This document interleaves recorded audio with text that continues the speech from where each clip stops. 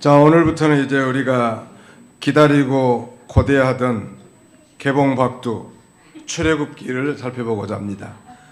출애굽기를 우리는 영어로 엑소더스라고 하는데, 출이라는 말이 나오다 그런 말 아니죠. 애굽에서 나온 기록. 애굽은 이집트죠. 저 이집트에 종살이하던 이스라엘 백성들이 430년 동안의 종살이에서 해방되어서 홍해를 건너고 광해를 거쳐서 저 약속의 땅 가나안 땅에 들어가는 그 과정을 기록하는 것입니다. 중요한 것은 하나님의 전능하신 능력으로 모세를 통해서 기적적인 역사를 저들을 건져냈고, 홍해를 도하하고 만나와 메추라기를 먹고 반석을 쳐서 생수를 마시게 하는 이 광야에서의 하나님을 체험하고 그 임재를 경험하는 놀라운 역사를 이스라엘 백성들이 경험하게 되고요. 저 시내산에 가서는 이제 이 민족의 새로운 법인 십계명을 받고, 또 25장 이하에 가면 이제 성막을 건립해서 죄 지은 자가 하나님 앞에 어떻게 죄의 문제를 처리하는가를 말씀하고, 거기서 하나님이 친히 자기 백성들을 만나 주시는 그런 내용으로 기록되어 있습니다. 당연히 출애굽기는 모세가 기록하는 거예요. 그래서 우리는 창세기, 출애굽기, 레위기, 민수기, 신명기 이 5권의 책을 모세 오경이라고 합니다. 펜타티오크라고 하는데, 이 펜타란 말이 다섯이란 뜻이거든요. 그러니까 이 모세 오경은 모세라는 단일 저자에 의해서 성령으로 기록된 하나님의 말씀이에요. 토라라고 하는 히브리인들은 토라라고 하는데, 바로 창출 레민신 이 5권을 한 권의 책으로 여길 만큼 이 모세가 아주 기록한 거예요. 자, 오늘 이제 이스라엘 백성들이 이 이집트에서 번성하게 됐고, 그로 말미암아 위협을 받은 요셉을 알지 못하는 새 왕은 저들을 아주 가중한 노역으로 학대해 가지고 민족을 그야말로 쇠멸하게 하는 이런 정책을 펴고, 그것도 잘 안 되니까 두 번째는 이제 이 산파, 히브리 산파의 대표자 시브라와 부하를 통해서, 아마 이 시브라와 부하는 산파 이원장 정도 되는 거예요. 아마 시브라가 앞에 있으니까 최고 대장이고, 그 다음에 부하는 부대장인지 모르겠습니다만, 아무튼 이 최고 책임자를 시켜가지고 아들을 낳으면 죽이라는 거예요. 딸을 낳으면 살려두라는 거예요. 왜냐하면 딸을 낳으면 왜 살려두라고 했죠? 딸 낳으면 자기들이 이용물 하려고 하는 거예요. 애굽인과 결혼하면 거기서 낳은 아이는 자동으로 히브리인이 아니라 애굽인이 되기 때문에. 그것도 하나님의 놀라운 경륜과 섭리로 바로의 계획이 다 무산되자, 세 번째 정책은 이제 공개적으로 온 백성들에게 아주 거국적으로 모든 히브리인들은 듣거라. 남자아이를 낳으면 전부 나일강에 빠져 죽이고 여자아이는 살려두거라 라는 이런 명령이 내렸고, 이런 시대에 이제 모세가 태어나게 되고, 그 모세를 이제 갈상자에 넣어서 강물에 띄었는데, 이 강가에 미역감으로 온 바로의 딸 공주가 그것을 발견하게 됐고, 친히 데려다 기르는데, 그 젖먹이 어머니는 모세의 친어머니인 요게벳이 선정이 되는 것. 그야말로 장차 이스라엘 백성을 건져낼 이 구원자로서 모세가 어떻게 양육받고 어떻게 길러졌으며 그가 어떤 일을 하는가, 이 모든 것들이 출애굽기에 기록이 되어 있습니다. 먼저 우리는 이 이스라엘 자손의 번성에 대해서 살펴보고자 합니다. 자, 1절부터 좀 보세요. 좀 빨리 읽어볼게요. 야곱과 함께 각각 자기 가족을 데리고 애굽에 이른 이스라엘 아들들의 이름은 이러하니, 루벤과 시몬과 레이와 유다와 이사갈과 스불론과 베냐민과 단과 납달리와 갓과 아셀이요. 야곱의 허리에서 나온 사람이 모두 70이요 요셉은 애굽에 있었더라. 요셉과 그의 모든 형제와 그 시대의 사람은 다 죽었고 이스라엘 자손은 생육하고 불어나 번성하고 매우 강하여 온 땅에 가득하게 되었더라. 이스라엘 자손이 번성한 거예요. 여러분 한번 생각해 보십시오. 하나님은 인류를 구원하기 위해서 아브라함을 지명하여 부릅니다. 그래서 본토 친척 아비집을 떠나 내가 지시할 땅으로 가라. 그러면서 아브라함에게 중요한 약속을 합니다. 그 약속의 핵심 내용은 두 가지요. 첫째는 자손을 주시겠다는 거하고 다른 하나는 땅을 주겠다고 하는 거예요. 그 자손은 집합적으로 이스라엘 민족을 이루겠다는 것도 포함되지만 단수적으로는 장차 인류를 죄에서 구원할 메시아가 아브라함의 혈통을 통해서 태어날 걸 말씀한 거고, 땅은 저 가나안 땅을 가리킵니다. 그러니까 아브라함 언약의 핵심은 자손과 땅이에요. 그래서 하나님은 때마다 그 언약을 기억하시고 자기 백성들을 역사의 현장에서 구체적으로 인도해 나가는 거예요. 아브라함은 주전 2000년 사람입니다. 지금부터 4000년 사람인데 아브라함과 약속을 했고, 그 다음에 그 아브라함의 아들이 이삭이고 이삭의 아들이 야곱인데, 야곱의 아들은 총 몇 명이다?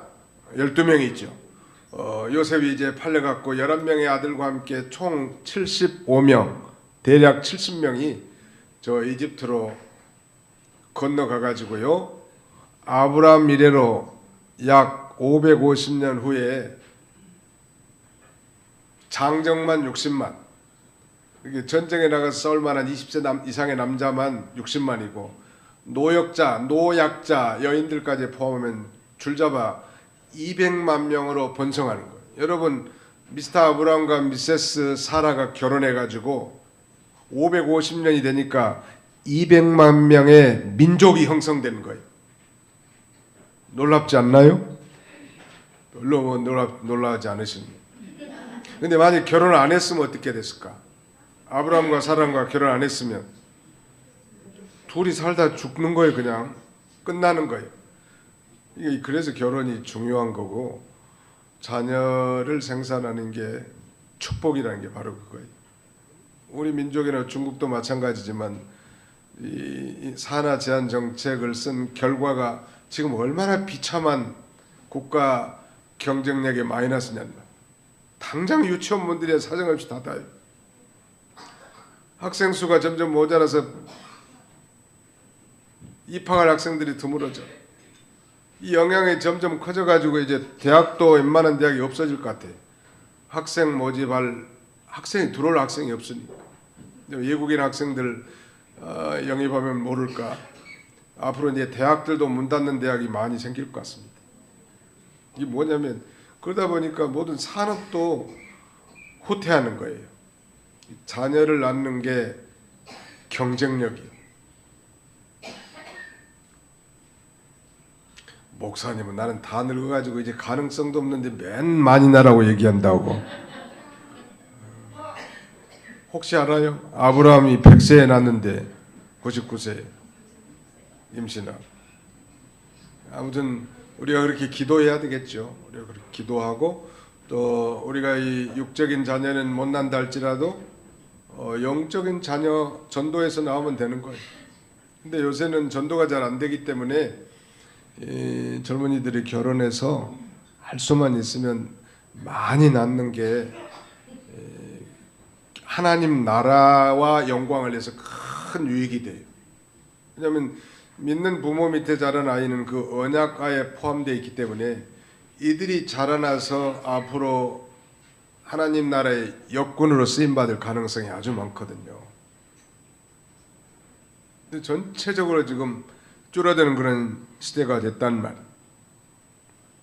그래서 여기 지금 이 부분 1절로 7절은 창세기와 출애굽기를 연결시키는 교량 역할을 하는데, 모세는 이미 언급한 야곱의 12아들을 다시 한번 새롭게 부각시키고 있는데, 그 이유는 첫째, 출애굽을 감행할 선민 이스라엘 백성이 그 언약의 12지파인 사람들로부터 나왔다는 거예요. 바로 그러니까 아브라함은 두 사람이지만 이제 이삭과 야곱 때를 거치면서 550년 지나니까 아브라함의 손자가 200만 명이나 되는 거예요. 그래도 이 아이 낳는 게 얼마나 큰 축복일까. 안양 평강교회나 가락동부교회에는 그 교인들 자제들끼리 결혼도 하고 또 결혼해서 다른 처녀나 총각을 데리고 와가지고 신앙생활하니까 아이들이 바글바글해. 미래가 보이잖아요. 근데 우리는 그게 좀 너무 미비해. 어디로 다 씻갖고 어디로 다 장가갔는지. 여기서 계속 대대로 신앙생활 해야 되겠는데, 그러니까 이 도방교회 미래가 불투명한 거예요. 그렇게 되면 우리 자매님들도 결혼할 때 아예 조건을 걸라고. 예수 안 믿는 것들은 그 스펙 아웃이고, 안 믿는데 나를 미치도록 사랑한다면 예수를 믿어야 된다고 말해주고, 나는 예수를 믿어도 우리 도봉교에서 섬기고자 하니 그런 의향이 있으면 나를 따라오라고. 사랑한다는데 뭘 안 하겠어. 그때는 다 하늘의 별도 다 따줄 시대지. 그때 약속을 합니다. 아무튼 오늘 이 출애굽한 장정만 60만 3,550명이고 줄잡아 200만 명이 된 이 아브라함의 후손들이 다 그의 조상들인 12지파에서 기인됐다는 걸 가르쳐주고요. 다른 하나는 이들에게 주어진 하나님의 언약이 후손들에게도 계승되었음을 가르쳐주는 거예요.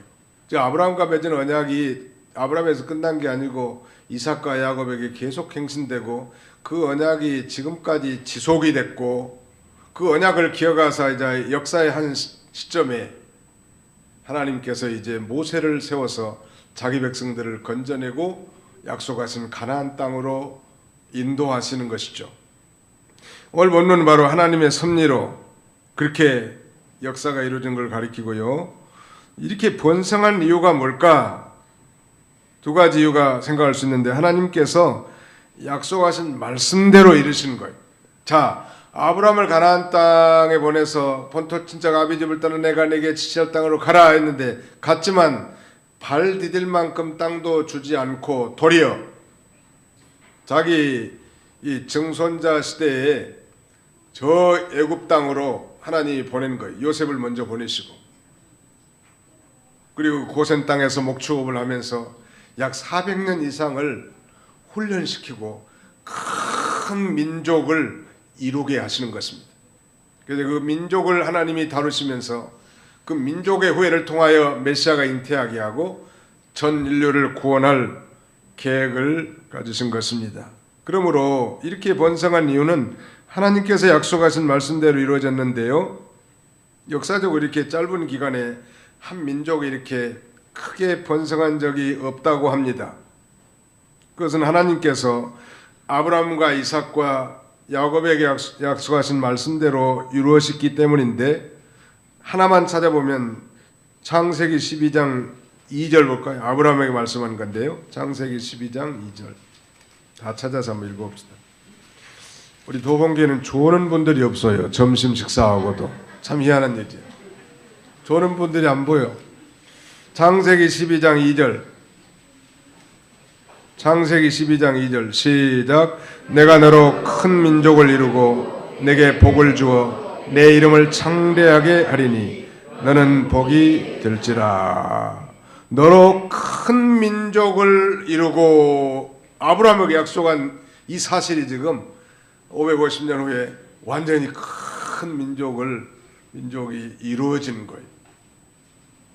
그러니까 내가 믿음을 지키고 내가 하나님의 언약 백성으로서 하나님 말씀대로 살고, 또 결혼해서 자녀를 낳고 그 자녀가 손자를 낳고 손자가 또 손자를 낳고 이러면, 아브라함처럼 우리도 한 500년 뒤에 되면 나를 통한 후손들이 뭐 200만 명이 될 수 있다는 거예요. 말하자면 만약에 결혼 안 하면 혼자 살다 죽는 거지 뭐. 그렇잖아요. 그러니까 그걸 뭐 세상에서도 그러면 경쟁력이 있다고 하는데, 우리 뭐 세상을 떠나서 이 교회 안에서 하나님 나라를 위해서도 우리가 결혼을 해야 되겠어요? 안 해야 되겠어요? 그래서 해야 되는 거예요. 그래서 하는 거예요. 언약 백성 하에 이 자녀들은 언약 백성인 그 부모의 영향을 받게 돼요. 결혼을 해야 되겠어요? 안 해야 되겠어요? 하라고. 혹시 안 할 생각 있는 사람은 고치라. 그 다음에 자녀를 많이 낳아야 되겠어요? 적게 낳아야 되겠어요? 할머니들만 대답하네. 젊은 사람들이 대답해. 요새 그 부인네들이 나이 들어가지고 맹 못 치고 맨병만 찾아오는 것은 젊어서 임신 중절 수술 많이 한 사람들이 그럴 수 있어요. 약해질 수 있다. 사실은 그건 임신 중절이라는 건 좀 극단적으로 말하면 살인죄지요. 이미 잉태된 생명을 죽이는 거잖아요. 아무런 양심의 가책도 없이 그것도. 하나님이 결코 기뻐하실 일이 아니라는 거예요. 오늘 본문에 보면 이 산파들 신앙을 보면 바로 살리는 걸 하나님이 기뻐하시지 죽이는 걸 하나님이 기뻐하시지 않는다는 거예요. 아무런 양심의 가책도 없이 한 생명을 살인죄를 범하고 거기에 대해서 회개도 안 하고 그렇다면 심각한 문제예요.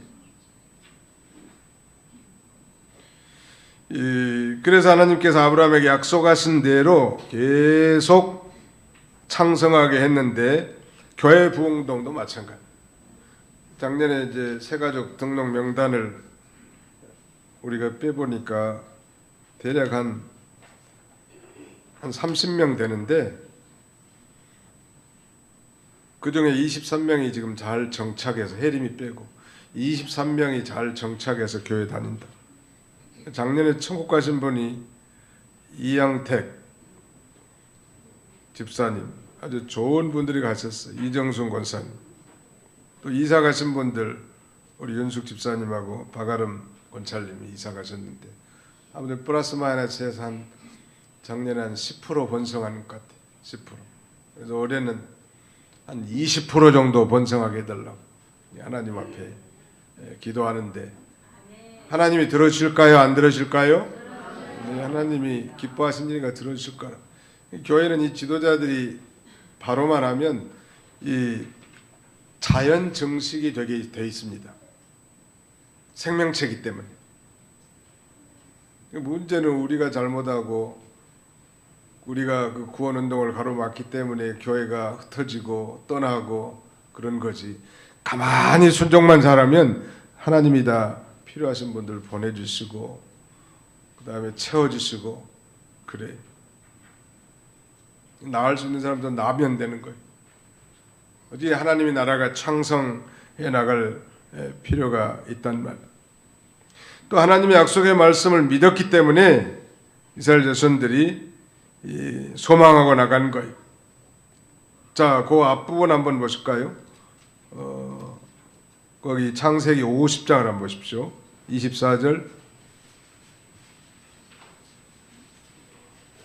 창세기 50장 24. 요셉이 그의 형제들에게 이르되 나는 죽을 것이나 하나님이 당신들을 돌보시고 당신들을 이 땅에서 인도하여 내사 아브라함과 이삭과 야곱에게 맹세하신 땅에 이르게 하시리라 하고 요셉이 또 이스라엘 자손에게 맹세시켜 이르기를 하나님이 반드시 당신들을 돌보시리니 당신들은 여기서 내 해골을 메고 올라가겠다 하라 했더라. 이 요셉은 죽으면서까지도 지금 애굽에 살고 있는 이 자기 형제들로 하여금 자기 민족에게 약속한 자기 조상에게 약속한 그 약속을 확실하게 믿고 건너갈 준비를 하고 하나님이 출애굽할 그때쯤 되면 내 해골까지라도 메고 가서 저 가나안 땅에 묻어달라고 믿음의 유언을 합니다. 요셉이 얼마나 믿음이 좋은 사람인지 확실히 알 수 있겠죠. 언약의 말씀을 굳게 믿었단 말. 일찍이 아브라함에게 예언하신 하나님의 말씀이 어떻게 이제 역사 속에서 구체적으로 성취되어 가고 있는가를 잘 보여주고 있습니다.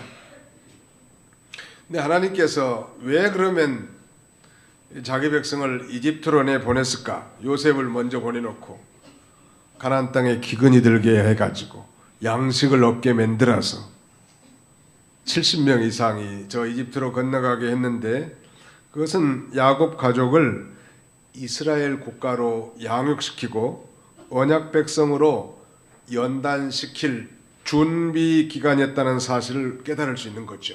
하나님이 하신 일은 신기하고 놀라운 거예요. 하나님이 하신 일은 신기하고 놀라운 일이에요. 우리가 순간순간에는 절망하고 낙심할 수도 있지만 그런 먼 이 지나온 시간을 되돌아보면 하나님께서 모든 것이 합력해서 다 선을 이루게 하시는 하나님이십니다. 믿으시기 바랍니다. 그 신앙 아니겠습니까? 자, 거기 우리 성경 한번 읽고 넘어갈까요? 창세기 15장 13절로 14절. 창세기 15장 13절로 14절.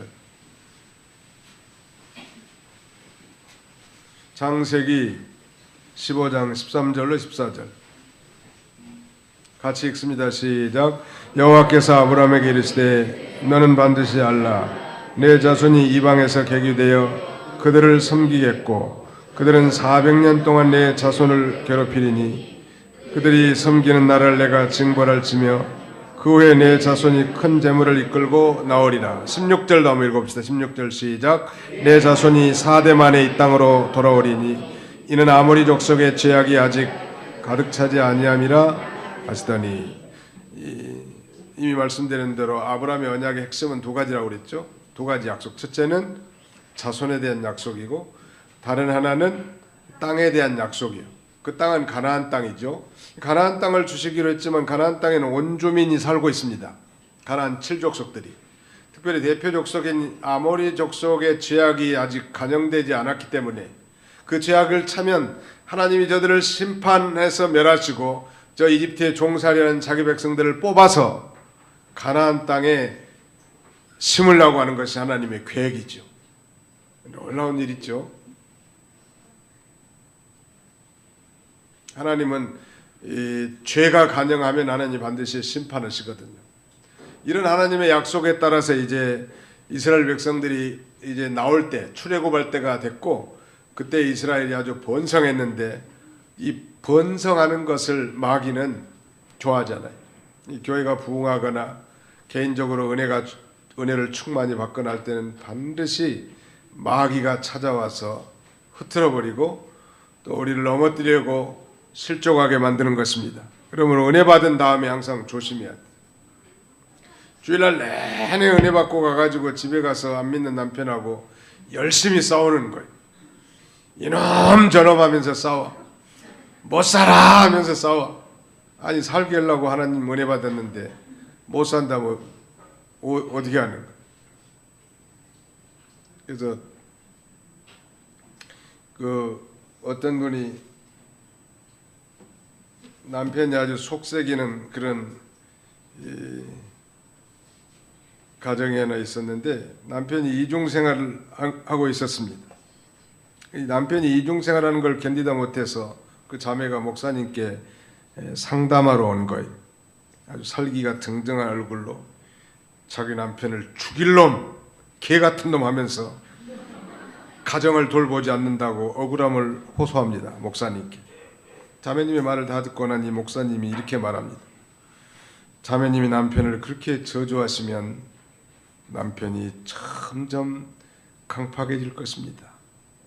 오히려 그래서 자매님에게 나쁜 영향이 미쳐집니다. 그리고 우리가 사람을 미워하거나 저주하면 자기가 손해보는 거예요. 문제는 자기가 빨리 죽어. 위장병 걸리면서. 절대 사람을 미워하지 말고 축복하라는, 저주하지 말고.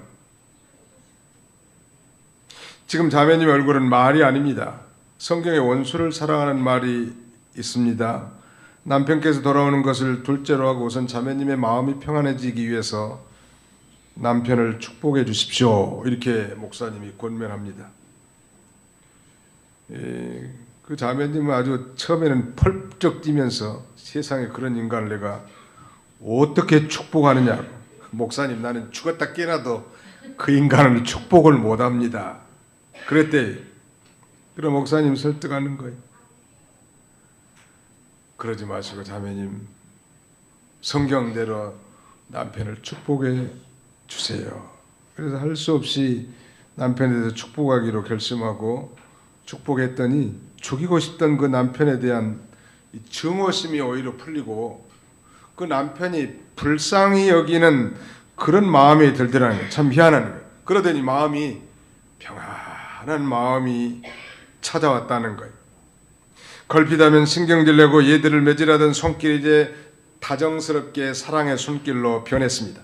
오랜만에 남편이 찾아왔어요. 전 같으면 본체만 찾은 부인이 얼굴에 웃음이 가득 차가지고 반가이 맞아주고 극진하게 대접하니까 남편은 양심의 가책을 느껴서 집을 떠날 수가 없는 거예요. 나중에 놀라운 일은 하나님께서 그 남편과 교제하는 그 여자에게 어떤 집사님이 복음을 전해 가지고 예수를 믿게 되고 그 여자도 자기 위치로 돌아간 거예요. 그리고 남편은 이제 가정에 돌아와서 충실한 가장이 되었다는 스토리. 그러니까 우리가 축복할 수 있는 그런 상황만 축복한 게 아니고 축복할 수 없는 상황도 축복하라는 말이에요. 저주하지 말고 축복해야 합니다. 시작. 저주하지 말고 축복해야 합니다. 저주하지 마라. 저주하면 자기가 괴로워, 상대방이 괴로워야 되는데 정상적인데. 다른 사람 미워해 보신 적이 있으신가요? 아니, 다른 사람 미워 안 해본 적 있는 사람 있나요? 아무도 없을 거예요. 근데 정말 다른 사람 미워하면 마음이 편안해요? 괴로워요? 괴롭다고. 유명한 이 러시아의 대문호 도스토옙스키는 그의 작품 죄와 벌에서 그 주인공이 완벽한 살인죄를 범하고 완전 범죄를 행한 것 같았지만 그 후에 그의 양심이 그를 괴롭히기 시작하는 거예요. 그런데 그건 예상을 못하는 거예요. 그러니까 죄를 살인죄를 범하고 완전 무결하게 내가 다 덮었다고 생각했지만 죄를 짓고 양심에 가책이 올 줄은 몰랐단 말이에요. 죄 짓지 말고 뭐 살인죄라고 하니까 나하고는 상관이 없다고 생각하지 마십시오. 다른 사람 미워하는 게 살인이라고 예수님이 그렇게 말씀하시는 거예요. 오늘 이 부인네도 용납할 수 없고 용서할 수 없는 일이지만 죄 종의 권면을 잘 받아들여서 그 못된 남편을 위해서 오히려 축복했더니 첫째는 자기 마음이 평안해지고 또 하나님이 기적같이 역사해서 가정이 다 화목하게 됐다는 거 아니? 아무튼 우리가 부지런히 축복하는 거 너무 중요하다 할 수 있겠습니다. 바로가 이 꼴을 보지 못하고 이제 이스라엘을 학대하는 것. 이 성도가 믿음으로 창성하면 마귀는 두려워합니다. 교회가 잘 되면 다 환영하는 게 아닙니다. 내가 은혜 많이 받으면 남편이 칭찬해 주는 거 아니요. 오히려 그 반대일 수도 있단 말이에요. 그때 우리가 경성하고 있어야 되는데 그래서 이제 이집트의 왕 바로가 이스라엘 민족을 말살 정책을 펴니다. 말살이라는 건 아주 전멸 혹은 진멸, 토탈 디스트럭션, 완전히 이스라엘 민족은 씨가 마르게 만들어버린 거예요. 그 첫 번째 정책이 뭐냐면 이제 고역을 시키는 것입니다. 거기 한번 보겠습니다. 출애굽기 1장 8절. 요셉을 알지 못하는 새 왕이 일어나 애굽을 다스리더니 그가 백성에게 이르되 이 백성 이스라엘 자손이 우리보다 많고 강하도다. 자, 우리가 그들에게 대해 지혜롭게 하자. 두렵건대 그들이 더 많게 되면 전쟁이 일어날 때 우리 대적과 합하여 우리와 싸우고 이 땅에서 나갈까 하노라 하고 감독들을 그들 위에 세우고 그들에게 무거운 짐을 지워 괴롭게 하여 그들에게 바로를 위하여 국고성 비돔과 람셋을 건축하게 하니라. 그러나 학대를 받을수록 더욱 번성하여 퍼져나가니 애굽 사람이 이스라엘 자손으로 말미암아 근심하여 이스라엘 자손에게 일을 엄하게 시켜 어려운 노동으로 그들의 생활을 괴롭게 하니 곧 흙리기기와 벽돌 굽기와 농사의 여러 가지 일이라. 그 시키는 일이 모두 엄하였더라. 바로의 계략은 감독들을 세워 무거운 고역으로 이스라엘 백성을 괴롭고 피곤하게 해서 쇠잔하게 하고 멸망시키고자 했지만 이스라엘은 학대를 받을수록 더욱 창성해 나갔습니다. 우리 초대교회 당시에 우리 크리스찬들 성도들이 핍박을 많이 받았지만 핍박을 받을수록 이 예수쟁이들은 더욱 왕성하게 일어나는 거예요. 오히려 우리 신앙의 타락은 핍박을 받았을 때보다도 모든 것이 풍족한 그런 상태에서 안일할 때 오히려 우리가 더 타락하기가 쉽지 않습니까? 마귀는 우리가 이 성도에게 세상 일로 분주하게 하고 곤고하게 하고 믿는 일을 힘쓰지 못하게 하는데, 그런 면에서 우리가 정신 차리고 마귀가 넣어주는 이 세상의 욕심을 따라가지 말고 그 정체를 분별하고 하나님의 자녀로서 기도하면서 살아야 할 것입니다. 일제 말기하면 1900 우리가 일본에 식민지 몇 년이나 살았어요? 정확하게 말하면 35년이. 여기 36년이라고도 말하고. 근데 일제 말기하면은 해방 직전 1939년부터 45년을 일컫는데 우리 한국 교회사에 있어서 극도의 고난의 시대였습니다. 일제는 전에 문화 정책을 써서 우리 민족을 해요한 적도 있었지만 이제는 전혀 달리 일제 만렙에는 민족 신문을 폐간시키고 창씨 개명을 시키고, 즉 성을 다 바꿔버린 거예요. 그리고 신사참배를 강요했고 이에 반대하는 사람은 가차없이 투옥 고문을 일삼았습니다. 그리고 학교는 폐교시켰습니다. 우리 민족을 말살시키는 정책을 펴서 큰 고통과 상처를 줬고, 특히 교회 종을 떼다가 일본 사람에게 바치고 찬송가의 말세론 가사에는 먹칠하고 요한계시록, 다니엘, 출애굽기 성경은 읽지 못하게 했다고 합니다. 왜 출애굽기 성경을 못 읽게 했는가? 바로 이 이집트에서 종살이한 히브리인들, 유대인들이 해방된 스토리를 기록하고 있잖아요. 그러니까 자기 종살이한 이 조선인들이 그걸 읽고 어떤 깨우침을 받을까봐 출애굽기도 못 읽게 하는 거예요. 사실은 그 영적인 해방을 우리는 가르치는데 말이죠. 예배 전에는 동쪽을 향해 황국 선서를 하고 예배를 드렸다고 합니다. 그저께 중국에서 전화가 한 통이 왔어요. 전에 선교 갔던 무안짝의 왕덕수 목사님한테 전화 왔는데, 목사님 어떻게 하는 게 좋겠습니까? 정부에서 이 지하교회를 다 등록시키라고 한다는. 그리고 지금 중국에서는 시진핑 독재 체제가 뭐 당 군정을 다 정권을 다 뒤집었고 그야말로 황제처럼 군림하고 있는 시대가 됐고요. 삼자교회, 즉 정부가 인정하는 교회 외에 지하교회라고 하는데 그 지하교회가 등록을 하게 하고, 또 등록하지 않은 교회는 이유도 없이 교회 문을 다 닫고 기물을 처분하고 성도들 다 쫓아보낸다는 무서운 아주 기독교인 핍박이 중국에서 자행되고 있는데, 목사님 어떻게 하면 좋겠습니까?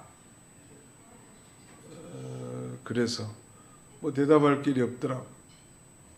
등록을 하면 어떻게 됩니까? 그러니까 등록을 하면 공산주의 선전 포스터를 교회에다가 다 붙이게 되고 중국 국기를 교회 강대상 옆에다 세워야 되고 통제를 받아야 된다. 그래서 나도 명쾌한 답이 없지만 아무튼 강요할 때까지, 아니 기다릴 때까지 끝까지 한번 참아보라고. 하나님의 권고가 올 때까지. 그게 좋겠다고 본인도 그렇게 말씀하시더라고요. 핍박이 심해. 우리나라같이 이렇게 신앙의 자유를 가진 나라가 많지 않아요. 근데 우리는 그거에 대해서 별로 감사를 잘 못하는 게 현실이죠. 자유롭게 예배드린 거 참 이게 참 대단한 축복인데 말이죠. 이북에서는 성경책만 소지해도 이 노동 교화대로 들어간다는 거 아니에요? 우리는 누가 성경책 소지했다고 뭐 조사하는 사람이 있어, 핍박하는 사람이 있습니까? 그런 면에서요, 우리 크리스천들이 영적 세계를 추구하지만 이 세상 나라에 대해서도 감사해야 돼. 나라가 없는 민족, 난민들 얼마나 불쌍해요. 나라가 있지만 그 체제가 신앙의 자유를 포함하지 않는 그런 체제가 아닌 이렇게 정상적인 국가에서 정말 신앙의 자유가 보장된 나라에 산다는 것은 하나님의 큰 축복이라. 나는 예수 믿으니까 뭐 교회만 잘 되면 되지 세상 나라는 별로 관심이 없습니다. 나는 군대 안 가겠습니다. 그 못된 여호와 증인들, 잘못된 생각이. 오히려 자기가 예수 믿는다면 나라를 위해서 집총을 하고 전쟁터에 앞장서야 되겠는데 총을 못 든다는, 참 어떻게 그런 회개망측한 깨달음이 있는지 알 수가 없다.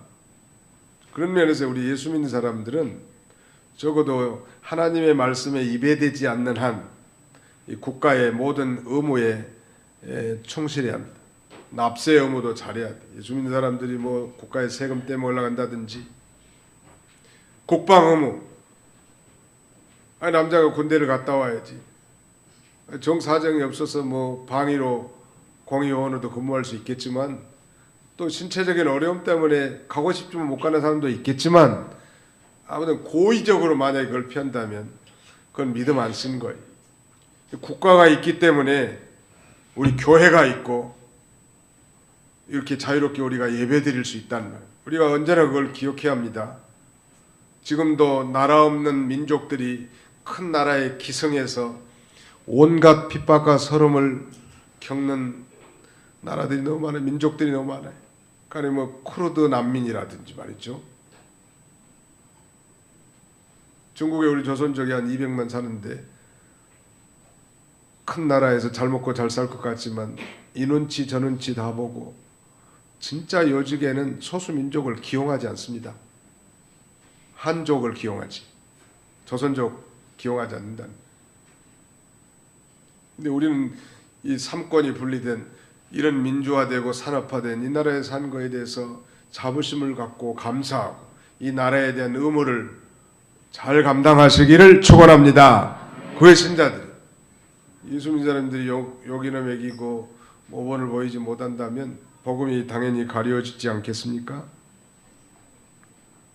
그리고 이제 두 번째 방책은 뭐냐면은 아예 이제 산파에게 부탁해가지고 남자를 낳으면 죽이라고 하고 여자아이거들랑 살려두라는 거예요. 남자아이는 영적인 개념에서는 아주 생명력 있는 신령한 성도, 이런 성도는 다 죽이라는 거예요.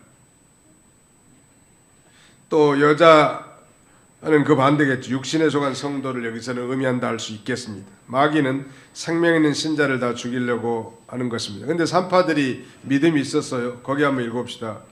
자, 15절부터 17절까지 한번 읽어봅시다. 시작. 애고방이 히브리 산파 시브라라는 사람과 부하라는 사람에게 말하여 이르되 너희는 히브리 여인을 위하여 해산을 도울 때에 그 자리를 살펴서 아들이거든 그를 죽이고 딸이거든 살려두라. 그러나 산파들이 하나님을 두려워하여 애고방의 명령을 어기고 남자 아기들을 살린지라. 이 히브리 산파 대장이 아마 시브라가 부대장이 부하나되는 거예요. 그러니까 그 밑에 엄청난 산파들이 많겠죠. 산파가 뭐예요? 조선은 아이 받아주는 산부인과, 요새를 말해. 평양에도 그 산부인과 자랑하던데 관에서 주장하는 거예요. 이 바로 왕이 그 산파들의 명령에서 아예 남자아이들은 다 죽이라는 거예요. 왕의 명령대로 남자아이를 죽이는 건 하나님 앞에 살인죄를 범하는 것인데, 다행히 산파의 두 지도자 시브라 부하는 바로의 명령보다 하나님의 명령을 더 중요하게 여기는 거예요. 이게 신앙이에요. 이 천륜과 인륜이 상충될 때는 언제나 뭘 따라야 된다?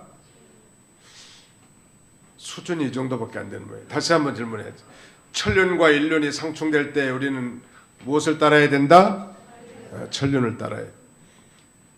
안식일을 기억하여 거룩히 지키라 하는 계명이 4계명이고 천륜이면 5계명은 내 부모를 공경하라니. 부모 공경도 중요하고 안식일을 지킴도 중요하지만 그 부모가 너 주일날 교회 가지 마.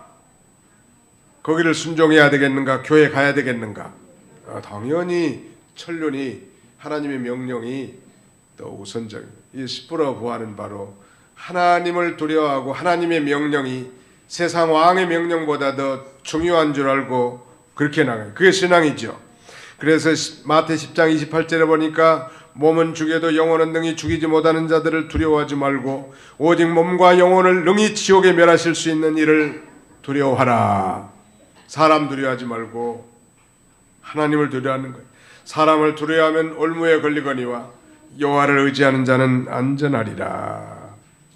오늘 이 교회는 산부인과 같은 거예요. 산부인과. 교회가 이 말썽이 나고 싸우고 이런 교회의 공통적인 특징은 전도의 열매가 없습니다. 묵은 닭들끼리 뭉쳐가지고 서로 주도권을 쟁탈하면서 그 닭이 벼슬 있잖아요. 벼슬. 사정없이 쪼아 듣기는 거예요. 아니 교회에서 아이들 울음소리도 나야 되고 새신자들도 들어오면 서로 기쁘고 즐거운데 아이를 못 낳으니까 맨 싸우는 거예요.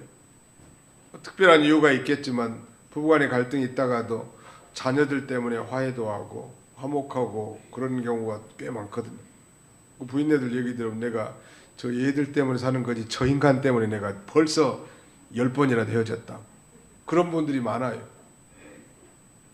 교회는 말하자면 산부인과 같은 그런 것인데 히브리 산파들이 하나님을 경외하는 자들이었기 때문에 왕명보다는 하나님의 명령을 두려워해서 남자아이들을 살렸고 하나님이 이걸 기뻐하셨고 히브리 산파들에게 하나님이 엄청난 축복을 내주시고 흥왕하게 해주셨다. 전도를 열심히 하고 부지런히 성도들을 돌보는 사람에게 하나님께서는 그 가정에 복을 주시고 왕성케 해주신 오늘 모든 구역장님들, 모든 전도의 임원들, 또 모든 교역자들 다 산파들이 아이를 살릴 자지 죽일 자가 아니라는 말. 잘 살리면 축복하는 게 마지막 하나는 그거예요. 이제 중노동으로 인한 출산 억제 정책도 실패했지요. 믿음 있는 산파들을 통해서 신생 남아 살해 정책도 실패했지요. 그러니까 이제는 전국적이고도 공개적인 새로 난 남자아이들 말살 정책을 포고령을 내립니다. 22절 그러므로 바로가 그의 모든 백성에게 명령하여 이르되 아들이 태어나거든 너희는 그를 나일강에 던지고 딸이거든 살려주라 하였더라. 그래서 이제 우리가 잘 아는 모세가 갈상자에서 나일강에 던져진 것이고 그를 바로의 딸 공주가 데려다가 키워서 그야말로 역전 드라마 대반전이 일어난 하나님의 스토리는 그야말로 드라마틱한 스토리. 여러분 질문 하나 해봐야지. 모르드게를 장대에 매달라고 계획을 세우고 높은 장대를 준비했는데 그 장대에 매달려 죽은 자가 누구입니까? 성이 하시요. 이름이 마니요. 계획을 세워서 모르드게를 잡아 죽이려고 했지만 오히려 자기가 준비한 장대에 자기가 매달려 죽은 거예요. 하나님이 하신 일은 참 신기한 일이요. 그러므로 우리는 하나님의 자녀들로서 어디서 무엇을 하든지 우리 하나님이 자기 백성들과 함께 하시고 우리가 진정으로 새해 첫 주를 맞이했는데 행복한 인생을 산다면 나를 지으신 목적이 무엇인지 하나님이 나를 창조하신 목적이 무엇인지 하나님의 기뻐하신 뜻이 무엇인지를 순종해서 그 목적대로 산다면 아마 지상에서는 무슨 일을 하든지 최고의 행복을 구가할 수 있을 것입니다. 자, 오늘은 이제 첫 시간으로 바로가 이스라엘 백성을 학대한 내용에 대해 살펴봤는데요. 이 말씀을 잘 마음에 기억하고 또 우리 자녀 손들에게도 잘 가르치는 저와 여러분들이 되어야 되겠습니다. 기도합시다. 하나님 아버지 감사합니다. 2019년도에는 이제 출애굽기를 통하여 우리가 은혜 받게 하셨사오니 감사합니다. 하나님은 언약에 신실하신 하나님이신지라. 이제 그 언약을 기억하시고 550년이 지난 후에 역사의 한순간에 이제 자기 백성들을 건져내는 위대한 계획을 성취하시려고 이제 출애굽기를 통하여 우리에게 이 은혜 주신 아버지 하나님 진심으로 감사합니다. 우리는 예수 그리스도의 피로 맺어진 하나님의 언약 백성이고, 하나님 언약 백성들에 대한 그 언약에 신실하신 하나님께서 우리를 세상 끝날까지, 아니 영원토록 하나님 우리를 붙드시고 당신의 기뻐하신 뜻을 이루기를 원하시는 주님, 우리가 믿는 그 하나님이 전능하신 하나님인 줄 믿고 이 산파 십부라 부와 같이 하나님을 경외하고 하나님의 명령을 세상 왕의 명령보다 더 귀중히 여김으로 하나님이 축복하셔서 흥왕케 된 것처럼 우리도 이런 믿음 있는 사람이 되게 하여 주시옵소서. 예수님의 이름으로 기도하옵나이다. 아멘.